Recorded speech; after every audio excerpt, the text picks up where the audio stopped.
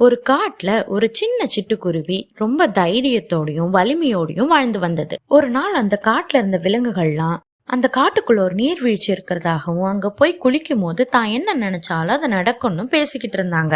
அதை கேட்ட சிட்டுக்குருவிக்கு உடனே அங்க போய் குளிச்சு கழுகு போல வலிமையாயிடணும்னு ஒரு ஆசை. தான் நினைச்சபடி அந்த சிட்டுக்குருவி நீர்வீழ்ச்சிக்கு போய் தான் ஆசைப்படுற மாதிரி கழுகு ஆகணும்னு நினைச்சுக்கிட்டே குளிச்சுது. ஆனா குளிச்சுட்டு வெளியே வரும்போது எந்த ஒரு மாற்றமும் இல்லை. உடனே அந்த சிட்டுக்குருவி ரொம்ப சோகமா வந்துட்டு இருந்துச்சு. அதை பார்த்த ஆந்தை, ஏன் இவ்வளவு சோகமா இருக்க அப்படின்னு கேட்டுச்சு. அதுக்கு அந்த சிட்டுக்குருவி, நான் கழுகா மாறவே இல்லை அப்படின்னு சொல்லுச்சு. உடனே அந்த ஆந்தை, அந்த நீர்வீழ்ச்சி நீ நினைக்கிறது தான் நிறைவேற்றுமே தவிர உன்னை மாத்துறது அதோட வேலை கிடையாது. இங்க இருக்கிற எல்லாரையும் விட நீ தான் வலிமை. யாருமே போக முடியாத அந்த காட்டுக்குள்ள நீ போயிட்டு வந்திருக்க. எல்லா விலங்குகள், பறவைகள், ஏன் கழுகு கூட உன்னை பாராட்ட ரொம்ப ஆர்வமா இருக்காங்க. அப்பதான் சிட்டுக்குருவிக்கு மன வலிமைதான் சிறந்ததுன்னு புரிஞ்சது.